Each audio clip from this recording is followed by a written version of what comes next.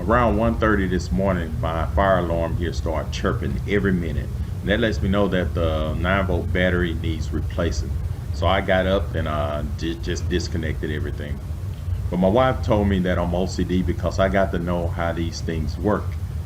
So looking at this fire alarm, you see that green light at the bottom. It should stay green.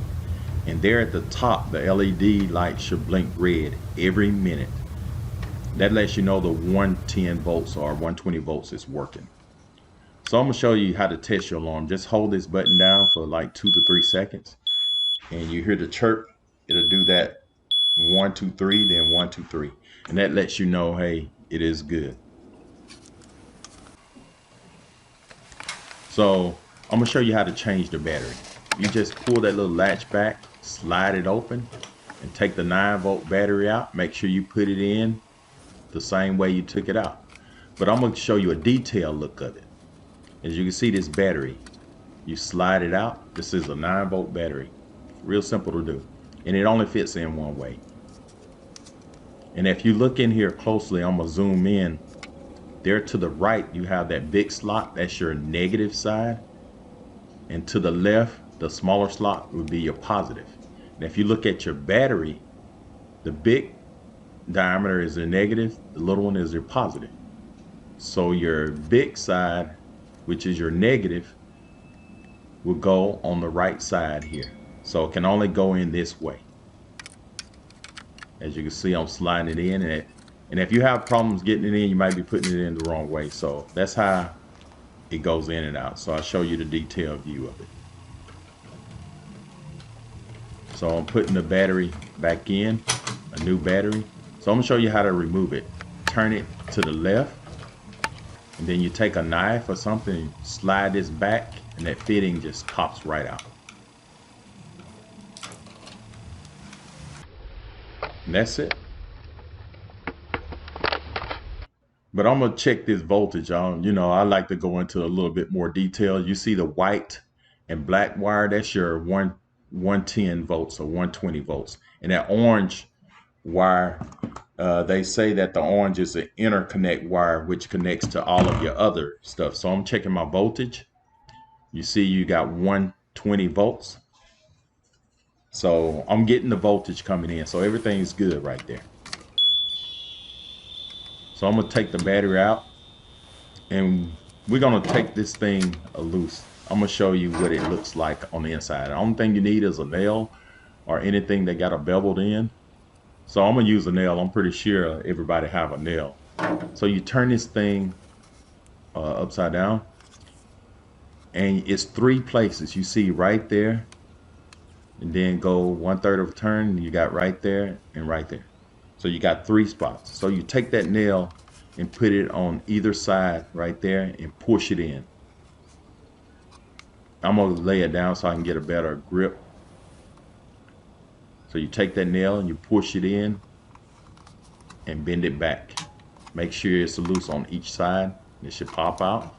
Do that on the other side also. You see I take the nail and I'm pull it back to me. I'm gonna pop that in out, and then come on the 3rd side and do the same thing. I'm gonna see if I can get a little closer while I'm recording to show you. Just push it in and pull it back. You see? And this thing should come right out now. See how it pops out? Now I should be able to pull it right out. And that's how you take this thing loose. And I'm gonna just give you a look on the inside. I was curious on what it looks like on the inside, so I'm taking it apart to show you guys. And you see right here, you have those little springs. That's where your batteries need to connect. Make sure that those are not corroded. After a while, you got some bad batteries. You have that acid gets on these, and you don't get good connection. So what I do, I take those springs and push them forward to get more contact to my battery. Because you could have it to where it's not getting good contact when you put your 9-volt battery in. That could cause a problem to where it's not detecting the battery. So you see I push my springs further out so that whenever I do put the battery in, which I'm going to show you right here, like I said, the negative is going to go to the left. It's that big hole.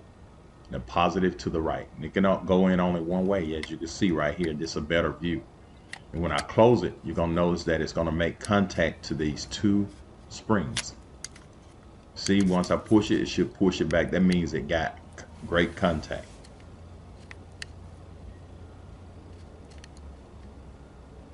So to check and see if it's getting really good contact, I'm going to go ahead and get my nail and push this tester switch down right here.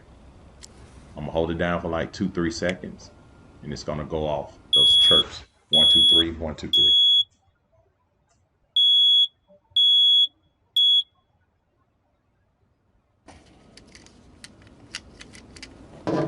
And really, that's it. I'd show you the details on how this thing operates. And to put it back on, just it can only go on one way. Just line everything up straight up and down. Don't put it at no angle. And then you're going to hear them click into place when I press down on them. You heard that click? Next one. The next one. That's it. So if this video helped, subscribe to my channel.